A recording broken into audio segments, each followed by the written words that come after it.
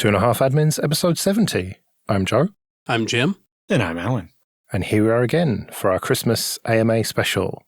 But before we get into that, your customary blog post plug, Alan, is a panel. FreeBSD ARM64 Flexibility with Ampere. Yeah, so this is actually a video from a conference. Yeah, it's a panel with ARM, Ampere, and my business partner and I talking about ARM and FreeBSD and what cool stuff you can do there and what some of the advantages are. Right, well, link in the show notes as usual. So we had all sorts of questions for this AMA. Some of them are tech, some of them are not. Let's start with Craig. He says, besides anything computer related, what do you guys do as a hobby? Could be now, from the past, or what you hope to do. I'm looking for hobby ideas that do not have anything to do with a computer. In the past, I used to be fairly big into, I hesitate to say martial arts. Let's go with combat sports. I took some Aikido, bummed around various dojos, did some wrestling. That's been quite some time ago, though. That was, in my 20s, maybe a little in my early 30s. I also used to be really big into working on cars, always used to do all the maintenance on all my own vehicles, but it's been a while since I've done that either. These days, I have a lot less free time, and I'm a family man. My kids have finally gotten old enough to, really do stuff that's fun for all of us. So these days, my extra professional stuff is mainly hiking with the kids, playing chess with the kids, finding stuff to do like that. When I was younger, I liked train sets. Still have a couple. Really need to find a space to set those up again. But more recently, definitely hiking and stuff. Traveling was also a thing. It was kind of related to computers, was usually the reason I was traveling, but it was always take a couple extra days and get to go hiking in places, or also just like botanical gardens. Some of the ones I saw in like France and Japan and so on are just really nice spaces and places to be, or even like I think it was called the Tiergarten in Berlin. Just, you're in the middle of the city, but there's these quiet paths through some bushes or whatever, where, the noise of the city kind of falls away, and it's just a nice, quiet place to be. That's a hobby that it doesn't have to cost a whole lot. You'd be amazed how many cool places there are almost certainly around where you live that you've never heard of before because you just haven't looked for them. And now that everything's online, like in my own state, I live in South Carolina in the U.S., and there's a site called sctrails.net that literally is just an index of all these places you can go hiking. It's organized, by some types of feature. Like if you specifically want to go on trails with waterfalls, you can filter for that. You can look for things that are within a certain radius of like where you live. I've found places that I didn't know about, despite having lived here for 20 years that way. The kids and I recently went to a place called Peachtree Rock Preserve. It's less than 15 miles from the house. It's actually got a small waterfall there. Just this amazing little completely free nature preserve. You just park your car on a dirt road and walk in and, see all this cool terrain that even if you are more of a country kid than a city kid, you don't necessarily get to see every day. It's something different, something new. And, it's one of those things, too, that, like, if it's just you by yourself, some people are the kind of people that are just like, yeah, that sounds awesome. Just me and myself alone wandering out in the woods. That sounds like a great time. Other people are like, well, that doesn't sound so great. But, when you have some friends to do it with, or, better yet, kids, I tell you, having kids once they hit double digits just opens your eyes again to a whole range of things that, maybe you kind of got jaded to, but you get to see them all over again from a fresh perspective. Yeah, when the pandemic started, we looked into it a bit more because it was one of the only things you could go out and do. And we kind of specifically targeted, there's a bunch around the Albion Falls here. So Hamilton, where I live, is known as the city of 100 waterfalls. But we went towards one of the bigger ones, and it happens to be on this system called the Bruce Trail, which basically covers the entire Niagara Escarpment. So you can walk from like the U.S. border at Niagara Falls for like hundreds of kilometers through parts of Ontario on all these like properly maintained and marked trails. And so they're free, although you can join as a member for like $50 a year or something and help, keep all the trail markings maintained and so on. But they have this huge trail network where you can like walk between entire cities if you want. Like you can do like camping type hiking where you'd actually cover long distances if you want. Or, you can park up in this parking lot and just walk around some waterfalls for an hour or two and see a bunch of interesting stuff. For me, it's being a musician. I play guitar quite a lot, I also make a little bit of electronic music, although that obviously does involve computers.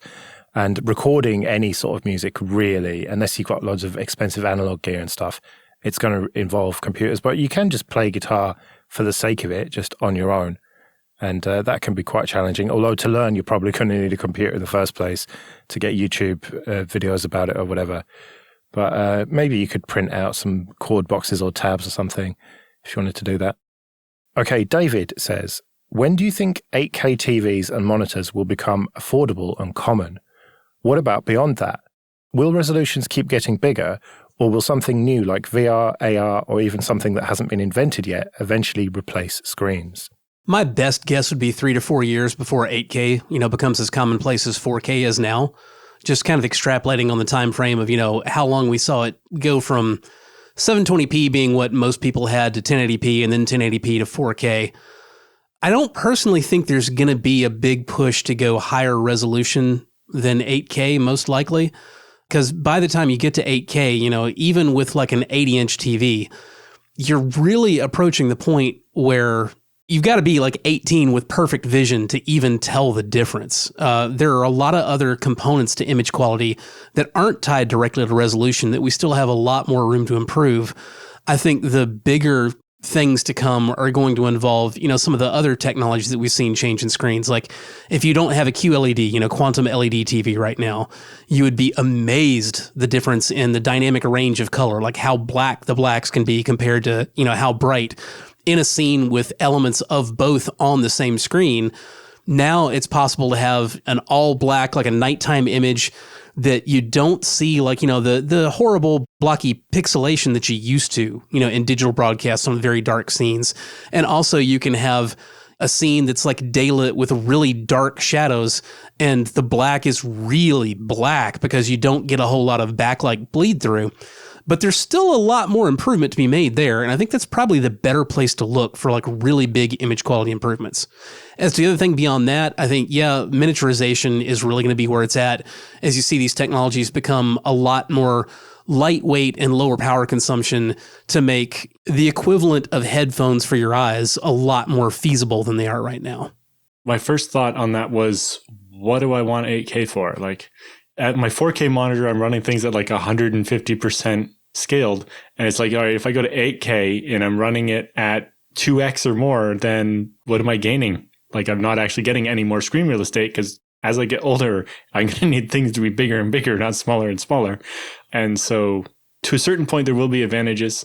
But I agree with Jim that improving the latency and avoiding the blur and all the other things that make up image quality are probably where I'm going to care a bit more about that stuff than trying to go higher resolution. I remember the days of having really low resolutions where, going from 800 by 600 to 1024 by 768 was like all that extra space I could have. And, going from a 14-inch monitor to a 19-inch monitor on my computer, it's like, oh, I can actually see multiple things at a time now. But I think going much beyond the 4K that I have now, I don't know that I'll get much more usable screen real estate out of it just because the monitor would have to be bigger. And if it gets any bigger, I'm going to have to turn my head to see the other part of the screen. Yeah, I don't think 8K is ever really going to matter much for like computer monitor stuff, like, something at a desktop scale. Where it can make a difference is when you're talking about, like I said, like 85-inch TVs. I went to CES in 2020 and, saw the latest and greatest 8K stuff. And on a high quality QLED TV, even at like 65-inch scale, you really can't tell the difference between 4K and 8K very well.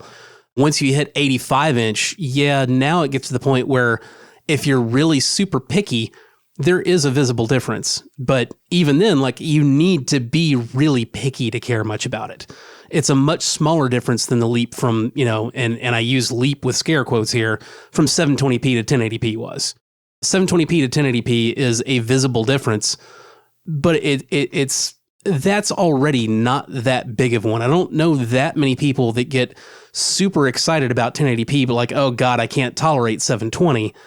And the difference between 4K and 8K visually is smaller than that. And, a lot of that's going to come down to the source material too. Like, we're going to see better video compression at some point where, you can actually have an 8K quality video that isn't a massive file too, right? But specs sell TVs. And so once 16K becomes a thing, they'll want to try and sell you a new TV based on, it's 16K. That's twice as good as an 8K TV. Well, and some people will fall for that. And it's like why it's called a 4K TV, not a 2048p or whatever it was. Yeah. Counterpoint for the old timers out there, specs don't always sell. Betamax didn't carry the day, VHS did. Well, and like, honestly, the TV in my living room is like a 45-inch 1080p. It's like I don't have much content where I'm going to care about the extra resolution from 4K, and I don't have much content that's that high quality. And even if I did, I wouldn't care really. It's like, it's sorry, it down-reses to 1080p and it looks better. Okay, this episode is sponsored by Linode. Go to linode.com/25A and see why Linode has been voted the top infrastructure as a service provider by both G2 and TrustRadius. From their award-winning support offered 24/7, 365 to every level of user, to ease of use and setup, it's clear why developers have been trusting Linode for projects both big and small since 2003. Deploy your entire application stack with Linode's one-click app marketplace, or build it all from scratch and manage everything yourself with supported centralized tools like Terraform. Linode offers great price-to-performance value for all compute instances, including GPUs, as well as block storage, Kubernetes, and their upcoming bare metal release. Linode makes cloud computing fast, simple, and affordable, allowing you to focus on your projects, not your infrastructure. So go to linode.com/25A, create a free account with your Google or GitHub account or your email address, and you'll get $100 in credit. That's linode.com/25A. Okay, Martin says, what is the biggest fuck up you've witnessed and what did you learn from it? Now, before you two start with your IT stories, let me give you my answer. And that is, I have seen companies, not in IT, just in other areas, I've seen companies make the mistake of keeping unreliable people employed and continuing to give them business as contractors and not realizing that unreliable people need to be just discarded and just don't have anything to do with them. And so that's what I learned from it. And it's not even just once. I've seen this time and time again. I've seen unreliable people not being fired when they should be. Just because it's more hassle to find a replacement, basically. Yes, exactly. But I think that you have to accept when someone is unreliable. And that unreliability can be them turning up late or not at all, or being bad at communication, whatever it is, or doing their job badly or whatever. But if they are not reliable, just have nothing to do with them. That's what I've learned. Well, you said witnessed, not a personal fuck up. So I'm going to save one particular war story. And I'm going to go back to one. I think I may have mentioned this on the show before, but I had one particular client who hired an unusually ham-handed IT person and asked me to give this rather ham-handed person basically a cookbook, a recipe for spinning up new VMs from a gold image. And so I, did my usual thing of follow the steps through, 5 or 10 times and make absolutely certain that even with my brain turned off, everything worked exactly right. And I gave this person this recipe for beginning with a gold image of, Windows Server pre-installed, all of the drivers installed, and a few, company-specific applications installed, and then sysprepped and generalized and ready to join to the domain. And that recipe involved ZFS replicating that gold image onto a new data set, then using Virt Manager to wrap the XML definition around that data set and have a new functional machine. Now, there was nothing wrong with the recipe itself, but this unusually ham-handed person who I had given it to, for some reason, decided when following this recipe to use a mission-critical existing production VM as the target for the replication. And because they did this, they not only wiped out that machine, because my recipe called for using ZFS replication rather than a simple, CP or MV or what have you of the image file, it blew that image all the way back to gold and destroyed all of its snapshots on production, so there was nothing to recover from. This unusually ham-handed person also elected to say nothing to anybody about what he had done and just sort of dissemble to his boss about why production was down all day long. So I didn't get involved until we only had 2 hours left to stop his screw-up from not only having completely wiped out production, but also replicating not just to the on-site hot spare, but all the way off-site to the disaster recovery. As a result of that, I ended up, because this was a very large system, I couldn't get everything replicated back off the wire from the off-site backup that was on the other end of the continent in time for, a proper recovery time objective. So I actually ended up having to have the company operating for about a week across their site-to-site VPN from the wrong data center, from the backup image that I just spun up in production on the other side temporarily, while I slowly trickle replicated that VM back from the DR site into prod over about a week at a rate that the bandwidth would support. And then I could finally decommission the one in DR and bring it back up in prod. And yes, I did learn something from that. And the lesson that I learned was never, ever leave a snapshot chain that goes all the way back to the gold image when you're doing this. Because if you do, it makes it possible for somebody to just replicate on top of it and blow everything all the way back to the Stone Age. To be fair, this also goes back to, Joe's whole lesson learned thing, which I also learned from that to be a little bit more direct in my recommendations to clients when they have somebody who is a certain degree of untrustworthy, to be like, look, you should not let this person have the keys to this particular castle. I do not trust them with that. I will not be held responsible for what they do with that. Here's what they can do if given that. And I do not believe they're that trustworthy, which, it takes a certain level of chutzpah to say that, to just be like, look, you can't trust your employee that far, but that's the job sometimes. Yeah, I don't know that I can think of any good ones that I witnessed. I know we've covered a couple of interesting ones on TechSnap in the War Story segments back in the day, like the data center where its diesel generator was behind an electric gate. And so when we had the great Northeast blackout in what was that, 2001 or whatever? That's Facebook and the data centers all over again, isn't it? Yeah. Basically, the fuel truck shows up late after they were completely out of gas and they couldn't open the gate in order to let the truck fill the fuel tank because it was an electric gate. And I guess my own story, I think the biggest one was just my very first server I was sysadminning was a shell server that people rented out accounts on it. And somebody had tried some kind of Red Hat exploit on it. And it obviously didn't work because it was FreeBSD. But it involved having a symlink with weird characters in it that linked to slash and to do some kind of path exploit. And so I was just cleaning up after them. And I used the tab complete on the name of the symlink because it had a bunch of characters I couldn't type and the tab complete would auto escape them correctly. But being tab complete on a symlink that was a directory, it put the trailing slash on when I did the tab complete. So when my RM now didn't delete the symlink, but deleted the target of the symlink, which was slash. So unnecessary use of rm-r on what was a single file was the first mistake. And the second one was the trailing slash. And I'm like, this is taking unusually long. I'm deleting one file. It shouldn't take long. And then I see the message go by as not deleting sbin/init because it has the immutable flag.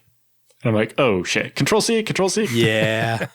And then I had Bacula backups. So I started to restore immediately and because I think all of /bin and all of /etc were gone. And it just got to sbin, I think is about where it was. And so Bacula threw all those files back and I kept the machine up the whole time. And, customers' processes kept running. They wouldn't have been able to log in. And if they were already logged in, bin ls wasn't there. But, an hour later, all the deleted files were restored and everything was fine. But when I realized what had happened was the first time I just felt my whole face turn red. I think actually all the blood was probably draining out of my face, but suddenly it felt like my face was on fire when I kind of realized what I had just done. I can't remember the exact details, but I do remember at one point I made a very similar mistake in my FreeBSD days.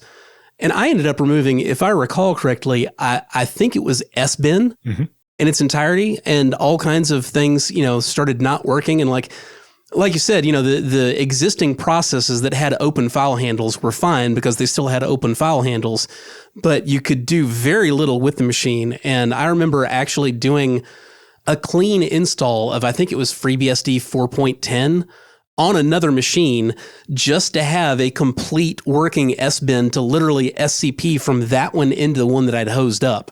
And everything worked again fine after that. And I was just kind of like, whew, glad nobody saw that. Yeah, I had to use, so in FreeBSD, there's a directory called /rescue that contains hard links of like 50 something binaries to one big file. It's basically kind of like BusyBox. So it's got all the basic tools like ls, mb, cp, etc., but statically linked for one giant binary that's statically linked version of all of them kind of mixed together. And having to use that in order to reconstruct some of the files and get things into a working state where I could and restore stuff. And, for Bacula, it was just lucky that the file daemon process was already in memory and running, because that's how you take the backups. And so it was able to write the right files to restore things. Okay, this episode is sponsored by CBT Nuggets, training for IT professionals or anyone looking to build IT skills. Go to cbtnuggets.com/25admins and sign up for a 7-day free trial. The on-demand virtual labs mean you can build practical experience with the commands, config, scripts, and everything you need to get the most out of each course. Another standout feature is the accountability coaching service, available to all learners with a subscription, which gives you access to a real person who will help you craft a personalized learning plan and set goals, and will check in with you to keep you accountable. So start your free 7-day trial today at cbtnuggets.com/25admins. It includes unlimited access to all course materials, including virtual labs. That's cbtnuggets.com/25admins. Okay, John says, to what extent do you plan for the future versus living for today, hardware and software-wise, and in your general lives? How has this changed since COVID?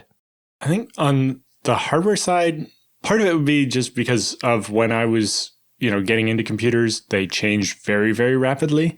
And so I started to learn to not necessarily put too much effort into, I'm going to buy this place so I can upgrade it later. Because usually by time that option came up, there was an even better option. And I was limiting myself, or it would have been cheaper if I had just waited and bought an even faster computer that had that feature later. So with my hardware, I tend not to think too much about what I'm going to do to it, or like how I'm going to expand it in the future.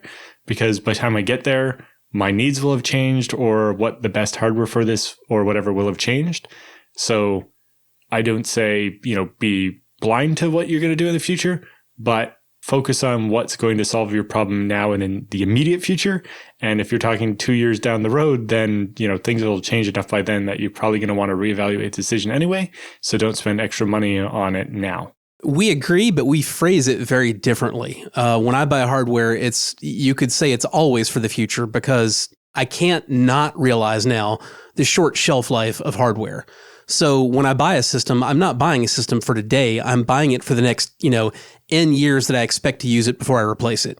Now, this is sharply different from when I was younger. I used to buy systems with the idea that it's kind of the philosopher's axe, right? There's this old question, if the handle on your axe breaks and you replace the handle, and then the head of the axe breaks and you replace the head, is it still the same axe? So my computers always used to be the philosopher's axe, right? The case might be the same for 15 years, but every part gradually changes one at a time. And when I buy that part, it's like this really one fast part that I'm very excited about at that time. I got the newest, shiniest GPU, the most that I could afford. And it would basically be a thing of I was overspending really badly on hardware because I would get the most GPU that I could afford when all I had to buy was the GPU. And you never buy the whole system at once. So you never really look at the whole system price. But then when I got to the point professionally where I started, building systems for customers and replacing systems for customers, I very quickly came to realize, this doesn't make sense. You actually get a much better experience. You spend less money and get faster computers by just buying the right computer for a certain expected life cycle. Like you say, well, I want my machine to last me 3 years, or I want my machine to last 5 years, maybe even 7, depending on what your needs are. And you don't do much in the way of piecemeal upgrades. You use it until it is no longer a sensible thing for you to use. And if you plan it properly, generally what you can do is you can do a pretty quick replacement. Well, at least I can. If you have professional contacts, or if you're good at, selling things on your local marketplace or at the lug or whatever, very frequently what you'll find is you can build a machine every 2 years for yourself, and you can sell the old one for, a really good percentage of what it costs you to buy the new one because it's still a nice machine. Whereas when you do the old Philosopher's Axe thing like I used to, you are just throwing that money right down the rat hole and you're never getting it back because by the time you're done with a component, it's literally garbage. And also, when you do it that way, it tends to be a case of, always your computer is like half garbage. And I still see, I see a lot of people talking about that on forums. They're like, they've got the GTX 3080, but they're rocking, like a 2009 era, CPU. And they're like, is it time to upgrade this or not yet? And the other thing to realize about that, why you really want to think about these life cycles is because if you spend all this money on the absolute most top flight CPU or GPU, you look at the difference in how long it stays like really fast, it's not long at all. A year after you spent twice the money on, the absolute fastest GPU than the one rung down below it, a year later, there's effectively no difference between those two. So you spend all that extra money to have the bragging rights like right now, whereas a year or two down the road, if you were to sell both of those cards, on the open market, there would be almost no difference in price between the two of them because both of them are still good cards, but old. That this is the fastest thing ever right now is gone. So either you're spending so much money that you're just constantly replacing everything to be on the very top end of the curve with very little performance difference between that and something reasonably priced well below that price-wise. It's just, it's not a good look. Yeah, well, it's just discussing it now. I thought a bit more about it too. Like my last desktop, I purposely built it with a Supermicro motherboard that had IPMI because I knew when it retired as my desktop, it was going to go in my rack as an extra server. And so that kind of planning ahead made sense.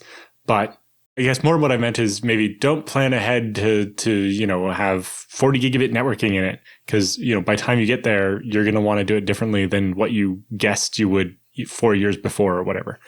And so, yeah, I think a lot of it is like Jim was saying. And I think another thing that kind of falls in the same line is, especially with storage, you have to plan that, all right, these hard drives are going to, they have a warranty for 3 or 5 years. And that's as long as you want to keep using them. I need to set up my budget that I'm going to be able to replace all of those drives before they're that old or as they get that old. Yep. I got a terrible survey thing from my natural gas company today talking about it's like, how much do you want us to increase your bill in order for us to replace all of our compressor stations that are too old? Should we put it off or should we start jacking your bill up now? And it's like, how did you not budget for the fact that you have a compressor plant, it lasts 50 years, it's 45 years old. How have you not planned for this already and don't need to, jack up my bill by a significant amount all of a sudden? I think that kind of the same thing goes into computers. If you plan for a life cycle where I plan to have this computer for 2 years, if you get to keep using it after that, in a secondary role or whatever, that's great. But if you've budgeted that, I'm going to use it for that long, and then I'm going to have saved up enough money for the next one, you're going to feel much better and be in a better place and not end up surprised, oh, my hard drives are too old now and they need replacing because they're going to die even if I don't need more space. It's like, well, you knew how long they were going to last. You need to plan for that. Yeah, there's a tendency, I think, especially when you're younger, to think, I bought a thing and now I have this thing and I no longer have to worry about that. And it's just unfortunately not how pretty much anything works. I mean, it's grossly exaggerated in computers because that industry moves so rapidly, but it's true of everything. Cars, houses, you name it. Mm-hmm. Everything degrades. Everything needs maintenance.